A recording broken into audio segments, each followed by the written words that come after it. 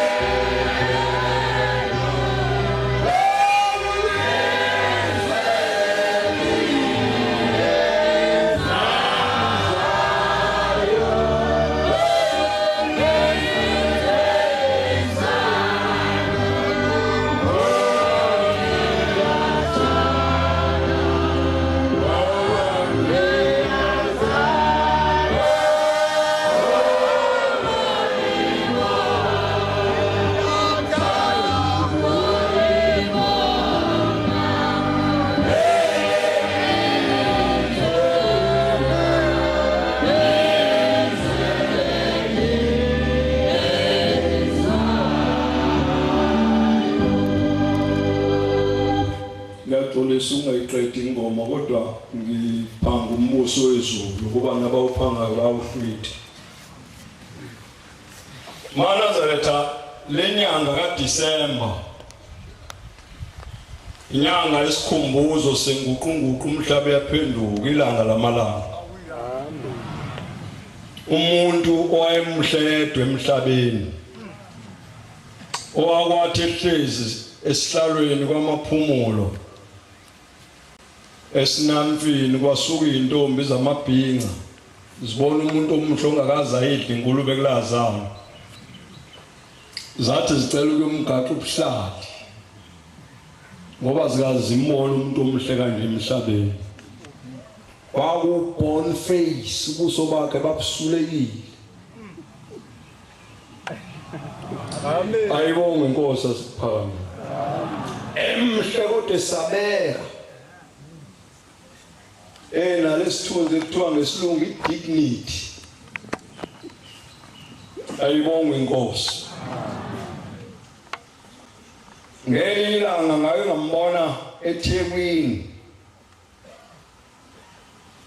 egqoke isuit egrey i-English khadi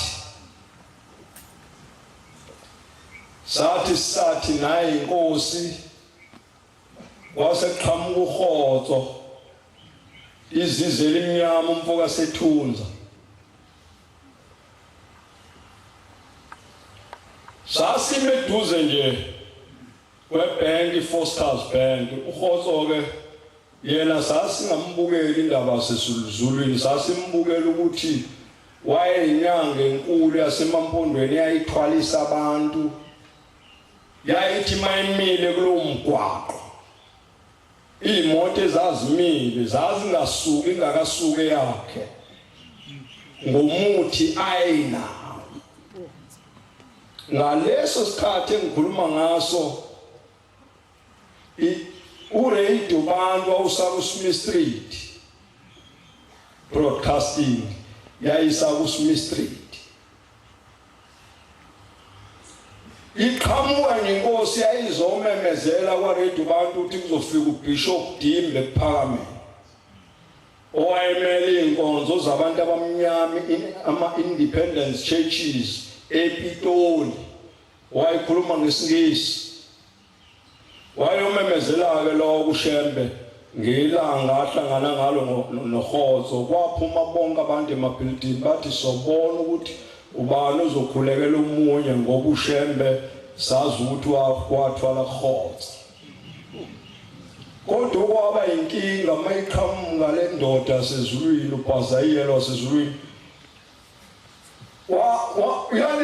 yamdile inhlanga amehlo emjikijela amehlo aseZulwini washaya indesheni wathi baba Nkosi yamakhosi ngoba uShembe ubaba wethu sonke emhlabeni ngisho ke mina-ke ngekuzisa ikhanda ingenela kaRadio Bantu yamemezela lento eyishoyo isiyaphuma futhi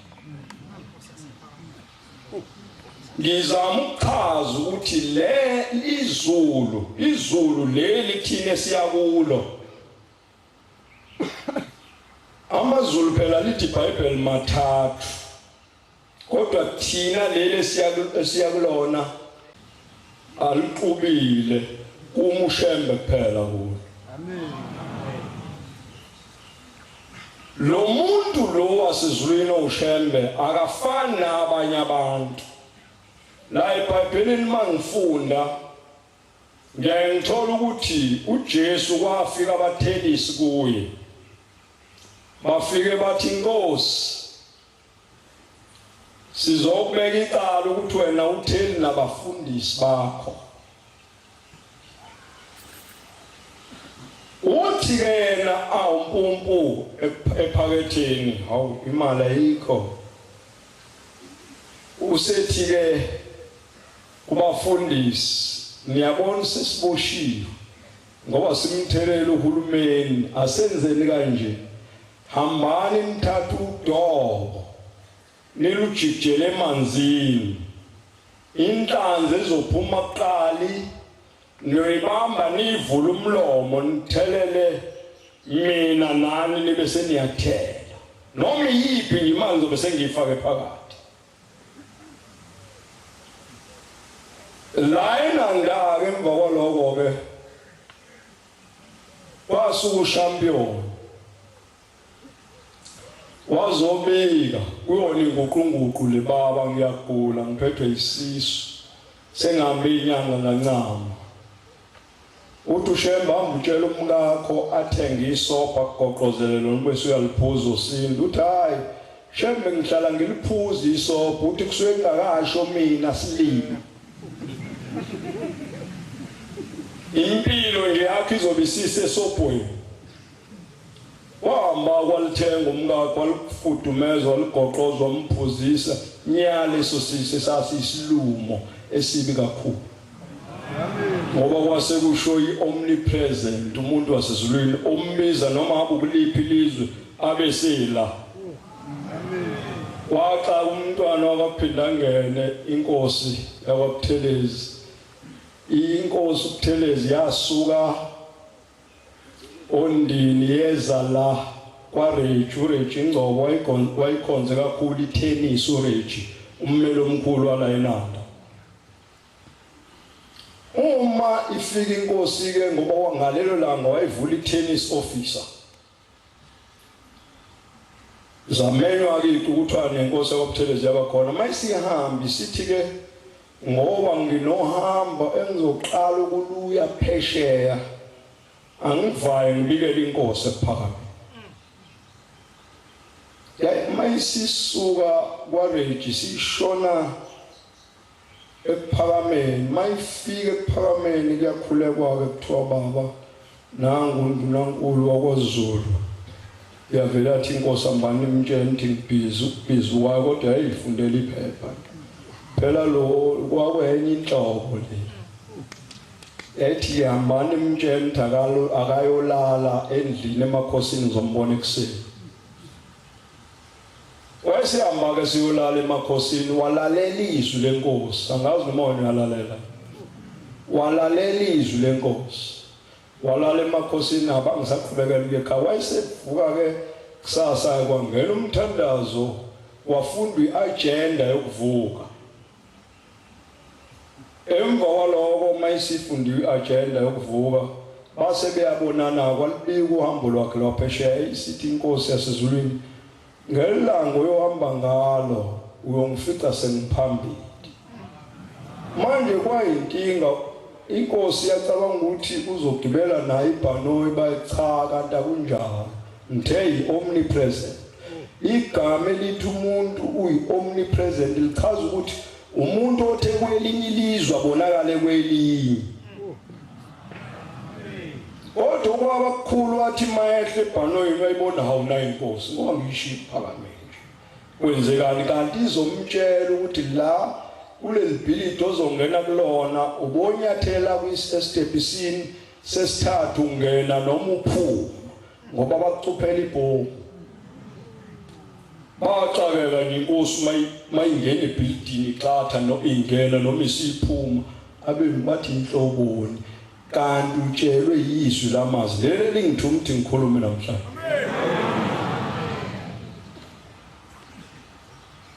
Ayikho into embi ke Manazetha njengokuthi uthi ma umuntu wasephakameni ube yilento ekuthiwa yibhukudwane. Umuntu makuthiwa uyibhukudwane umuntu ongenasi stand. Namhlanje usho lokho kusasa usho lokho umuntu onamanga kuthiwa ngesizulu ngolimi lwesintu ibhukudwane. Osho lokho uyamfika kusasa useyilento uShembe namanje mawungaya ezindleni lakhe umprofeti nelanga ungathothi noma ngabe umzimba uyilonto iyona kodwa ulimi liyaphila ngoba laba abantu babengayikhuluma inkohliso ukuba singamaroma ngabe sithi bawosanda umuntu ekuthiwa usanda kushiya umuntu oyingcwele othi noma ngafa ngcwatshwe kuthola ukuthi umzimba wabo waba ngamathambo kodwa ulimi lokukhona liyaphila. Ithi inkosi ekuphakameni iphethe Inkonzo ngo-1974 ikhuluma ngoShaka usibagojele ngale kwentaba. Ithi uShaka wayenglosi njengoba ifaka kakhulu abantu lento nje ukuse khona namanje ngabe naManazetha nonke ngenkanga nani ngezoncengwa ngoba into wayikwazi ukuyibona. Manje ke ithi inkosi wayithunywa uNkulunkulu ukuthi akashaya abantu abahlakaze lonke ilizwe ukuze lakhiwe lonke ngoba abantu baqala babengafuni ukusuka endaweni abakhe kuzona bethi abakwazi ukushiya amathuno oyise nezikhonkwane zoyise. Wayesevusa isiqhwaga uNkulunkulu endini kaJama esizobashaya sibahlakaza ukuze lakhiwe lonke. Ithi inkosi ethuneni lakhe ayikho impethu nenunde yamdlayo ngoba wayenglosi wathi yena mayesehambile emhlabeni akambelwanga ithuna njengabantu bonke wafa kwemgodini wamabele kwadukuze Stenga.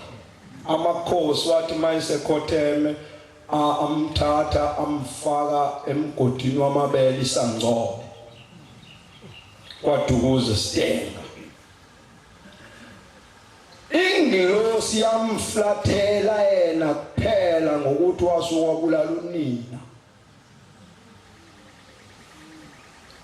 Yayisimflathela ke ingilosi wayihlale bathuma abantu ukuthi abayokulwa ahambe nabo kodwa mhla ingilosi simflathele wabakhipha amabutho wathi akayolo bhalule yena wangayi wasala noDingane benomhlangano base beyambulala athi ebuya amabutho wayesedindilizile sefile. Kwaba into yabayimbi kakhulu kwele emhlabeni kodwa khona iculo la ekhaya lithi sinezwi lakho Nkosi sinokuphila ngalo futhi siliphiwe nguwe. Elinye lithi lesonile thina sonke Nkosi ebusweni bakho sikhonza ithixwana izinto ezingenamsebenzi abantu baqala iziningi izinto ababezenza kodwa ezimbi ukuthi noma kuzelwe amawele elinye kuthiwa ligingiswa igabade lingcwatshwe phambi komnyango leli lisele kula umuntu engenze lutho lizogezelwa phezulu kwaleli kuthiwa kwenzela ukuthi liqine leli kula umuntu engonanga lutho. Uthi kuShembe umuntu onamehlo asezulwini besonile thina sonke ebusweni bakho Nkosi sikhonza ithixo zethu wasihlenga wena Nkosi ngeSabatha njengokade efunda umvangelo unjeli agenda. Ayikho la ekhaya into engenayo agenda. Uma uyiSabatha makufunda umthandazo uyezwa ukuthi kukhulunywa ngeSabatha. Makulala nathi uyezwa ukuthi kukhulunywa ngolala nathi. Makuvuka nathi uyezwa ukuthi kukhulunywa ngovuka nathi. Ngoba lento uShembe wayibeka as is. Wayihlakaniphe kakhulu. Umuntu wakwazi ukuthunga ikhulu. Ngabuzwa enye indoda ethi awumtshele babuChiliza imithetho yasephakameni mingaka. Ngathi imithetho yasephakameni u90. Bese sithatha u10 commandments imithetho elishumi eseBhayibhelini sihlanganise la bese kuba yini ikhulu. U90 plus 10 kwenza bani? Ikhulu. Bese ke lelikhulu lithungwa imicu leyenziwe ibe ikhulu bese ithwala amakhosikazi emgidini. Athi la phuma usho nezalukwazi laze lashela uzizalukwazi isho njalo zifaka amakhulu. Ayibonga Nkosi yasekhaya. Manje ke iloko ke manazethe esikhulumayo ukuthi lenkolo yasekuphakameni iyafungelwa njengokusho kwembhalo 6 ivesi lokuqala ithi uma usuthatha isifungo sobuNazaretha yakutshwala lathi ilanga ekuphakameni mawufuna ukuba isilimo ubodla utshwala. Intatheli manazetha mazifika la umuntu umebuza noma yini wamtsheli noma yini ngoba azinayo imizwa enkolo. Umuntu onemizwa ngalento esiya akakhulumi noma yini. Uyibhukudwana. Uyibhukudwana ukukhuluma noma yini. Lento iyifa lasezulwini lento esiyiyo inezitho ezixaka ukwenza emhlabeni.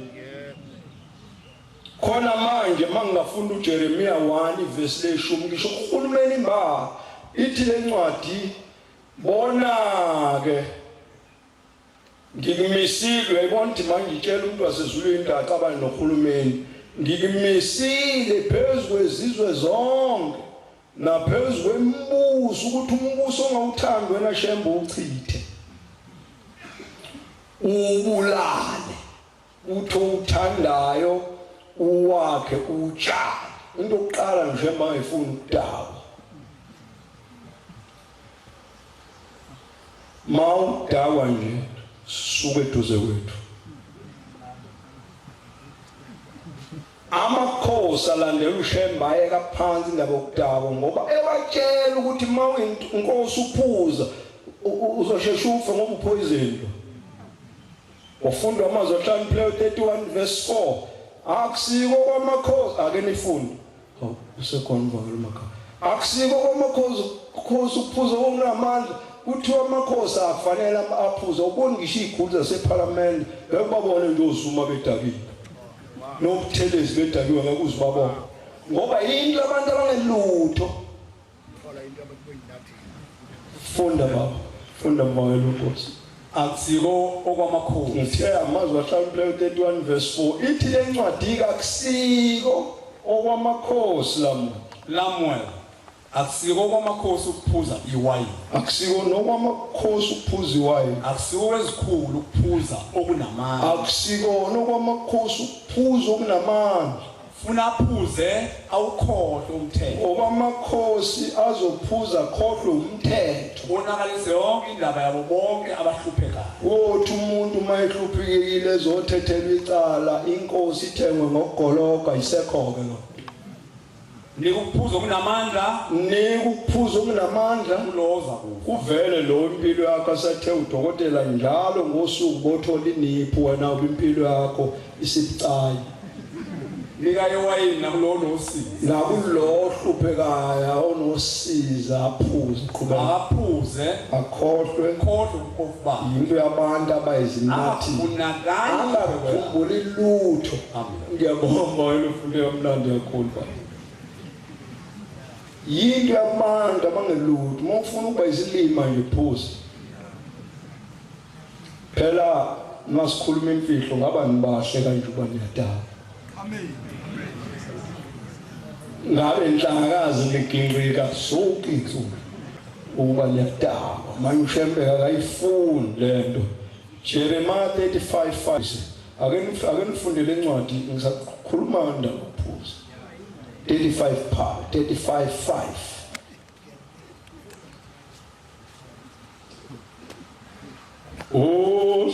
Uhlaleleni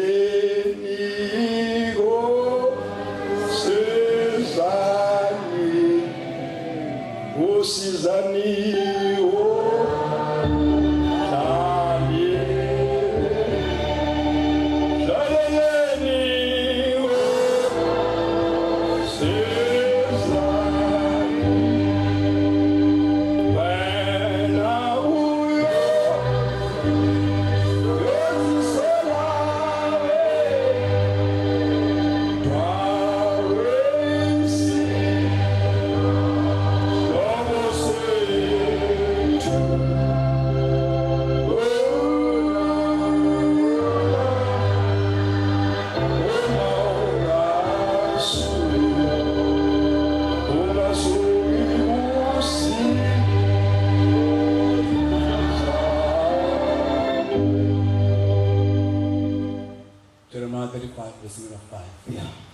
ngabeka phambi kwamadodana endlu kaRekhabi. Lalela le ncwadi ngiyifundela ukuthi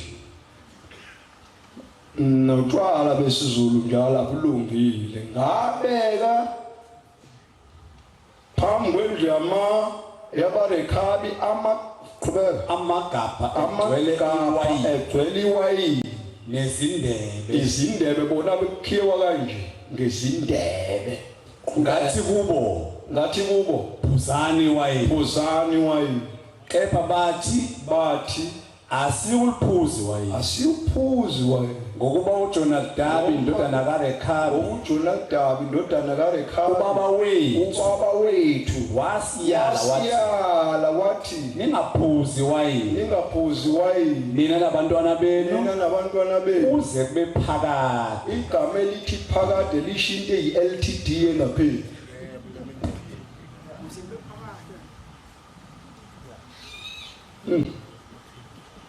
Unangokhonzimithi uMshumayeli 10 ivesi lokuqala funde kamnandi kakhulu mbambeli. Izimpukane eyifile zenza amafutha enyanga emithi anuke kabi. Ngake ngabona omunye umfazi wavele wakhala ingane wathi indoda yakhe kade inyamalele ekhaya wathatha inyembezi engane wayixuba nomuthi wathi mhla ibuya nje ngoyifakela ukudla nenyembezi zengane khona ukuthi makhala ingane zami kuyekhala yona la ikhona ibuyise la ekhaya ingakho ke la ekhaya engakhonza uNkulunkulu ofike nomfazi la iphakameni fana noma uvumela umuntu wesifazane akubhule uphuphuphele ngoba usuke kuwasha ushembe uphupha indaba yakhe angikhulume ukukuthanda besifane bathi glory to Jesus besho kuphelile inyafinish phelile indaba yakho ayikho ngoba uvumela abantu bekanga sathi sinomvangela uMagaya esitimeleni sibona abantu besihlabelela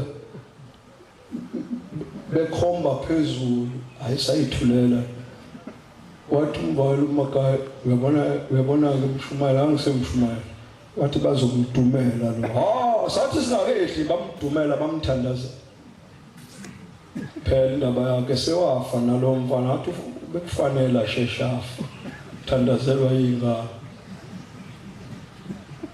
ekuphakameni nje uThixo uzwakale ngomfazi simkhosi ngoba uShembe uyindoda yasezulwini amen inkinga yento le esikuyo thina uyazi ukuthi mawina zethu vele uyiqhenye nje phakathi kwabantu ngoba unento engaphezulu yonke into emhlabeni wathi umuntu yawo chalithi isonto leni awushame eshokini ngambuka awushame kodwa ningidinga mase nifaka isithombe somuntu Ezekeli 20 verse 39 ake niyifunde khona uzobona ukuthi umuntu lo isimfakayo udingekile uthafako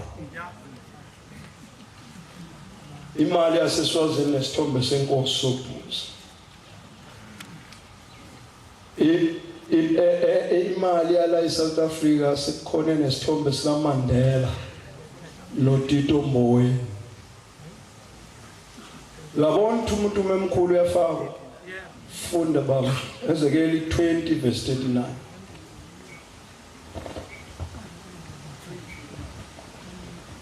20 verse 39 Ezekeli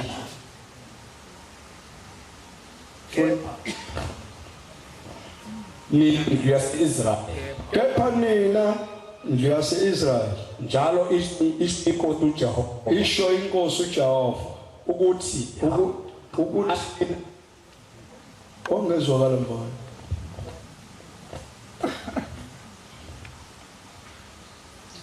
mfuna kuzwakale kahle kepha nina ndiyase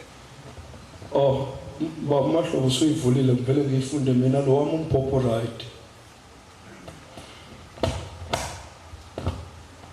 Ezekeli 20 verse 39 kepha nina ndlu yase-Israyeli njalo isho inkosi uJehova ukuthi hambani nina nikhonze yilo muntu izithombe zakhe amen ayibonga inkosi hambani nikhonze lo muntu nikhonze ngisho izithombe zakhe ayibonga inkosi sulungile umbhobho mawusulungile umbhobho nizongifundela incwadi uyabona amanazethu amayikholwa kuNkulunkulu afanele ahambe wodwa ingekho inkosi phakathi kwabo leyinyosi azihamba inkosi yazi ingekho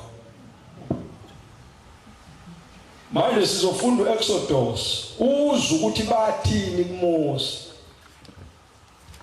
1814 uzwe ndulalele ukuthi uMose bathini 1814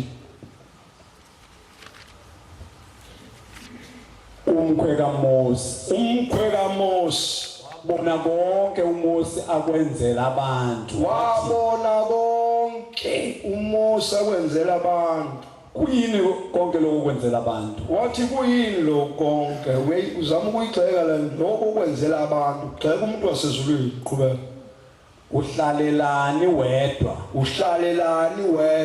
abantu bonke beza kuwe lokukwasa kuze kuhlwe usukela ekseni kuze kushonilanga beza kuwena abantu. uMose wathi kumkhwe wakhe uMose wayesethi kumkhwe wakhe ngokuba abantu beza kimi ukubuza kuThixo beza laqala bavaya la. Uma benendaba beza ngethize beza la kimi. Ngithetha amaqala abo. Awulaleleke ngikutshela enhlangwini inkosi umdibanisi yabamba umuntu wesifazane wayo nendoda yavele yathatha isikhuni somlilo yamshisa washona. Wasuka induna zigunda imbungcula amapotato card zafaka izagila la zahamba zathu yabona umuntu mayishiya ziyobikela abantu Shembe enhlakazi. Waphela belungu yanelenze njalo inkosi bayithatha bayibopha. Ihuka ke ngalelo langa lalisenhlakazi.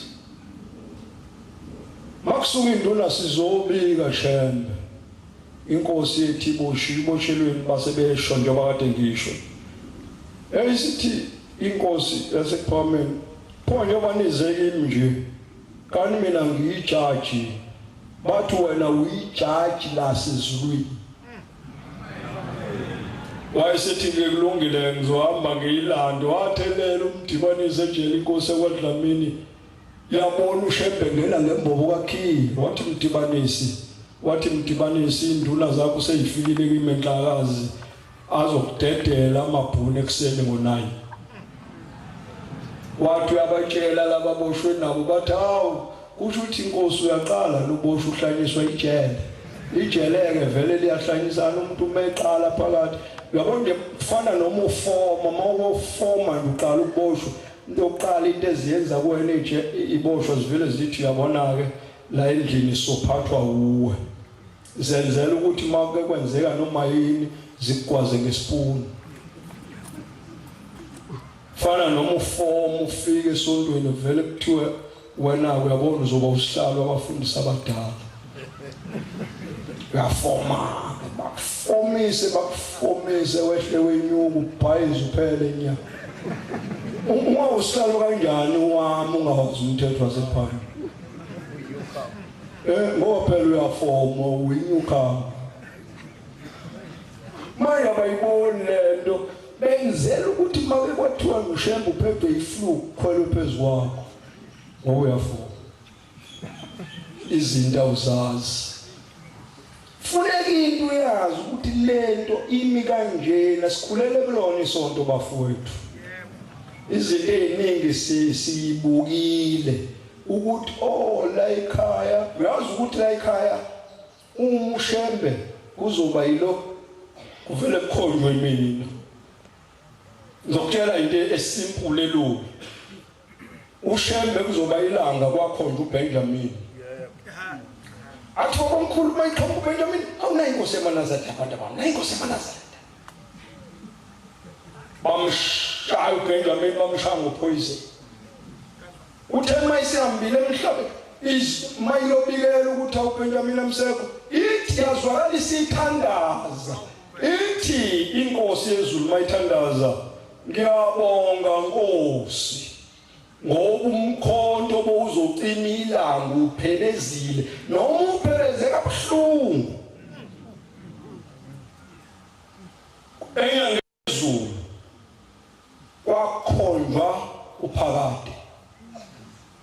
Ayiqhamuka uphakade inkosi ishintsha imbala uyabona kube ngathi khona into ezoba khona bamshayelela ngesipikili wahamba kanti kuvikelwa uvemvano olumabalabala.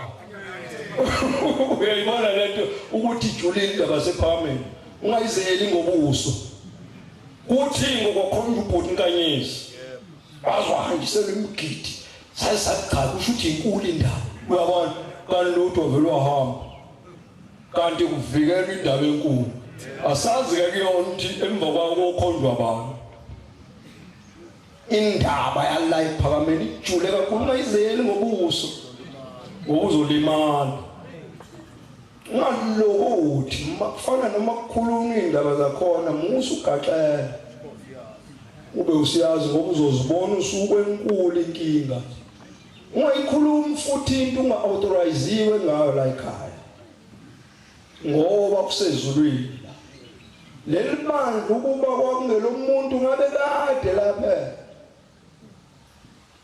manje likhona ube la sezulwini lakhiwa khona le khona ingoma ejwayele ukuculwa umfundisi wethu uNtini ethi wozani nonke izizwe selibasiwe khona ivesi elithi leli zulu lalungiswa umhlaba ungakabi bikho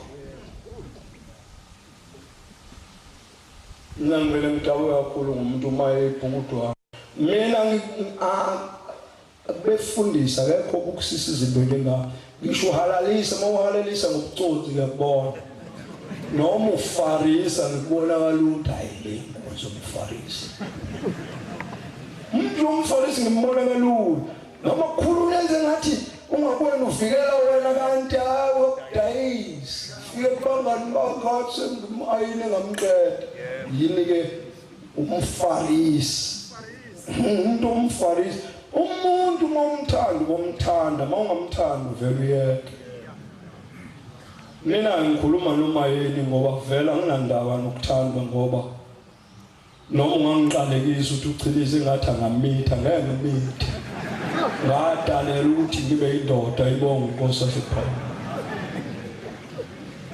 yini ngadalwa nje kanjalo mina ngihlala nabafundisi baleli sonto ngikhuluma ulimi lwabo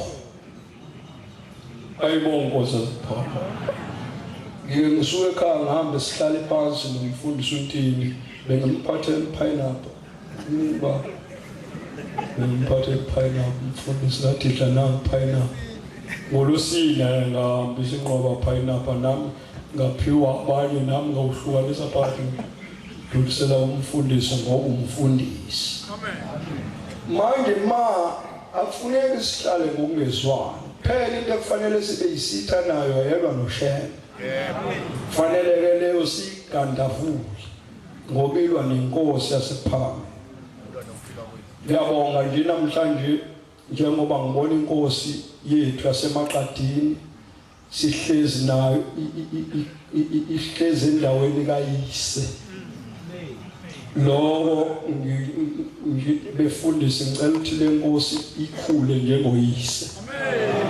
ngoba inkosi yasemaqadini lekhotheme angikhona iphethe inkonzo ekuphakameni ithi mana zethu uba ngimlandelanga uShembe ngabe sengaba amathambo mhlophe ithi ngangithemba ngogoloko nginesude eyodwa engangiyinikwe inkula lasenanda ukhahlela yabona kodwa ngazuza inhlanhla ngabona uShembe amakhosi alandela uShembe anenhlanhla mawuyimbomuthi ukumlandela uShembe alandelwa umuntu oyimbomuthi ngoba uyacabanga ukuthi umuntu ofana naye cha ingosa ayifani negundana siyahamba esenhlakazi noma ngingathiwa senhlakazi sodlula konkosi emaqadini silosishilo nje isigubhu sikubho ukuba bengibalekela isikhathi bengizofunda incwadi ethi hambana amakhilomitha phakathi kwenu nomphongolo ngabosondela ezitsheni manase ngoba umlilo nohambela kude izitshana ezinikeza igebhe ngoba umlilo uyosho ubhubhu phele kanti usondele phambi komlilo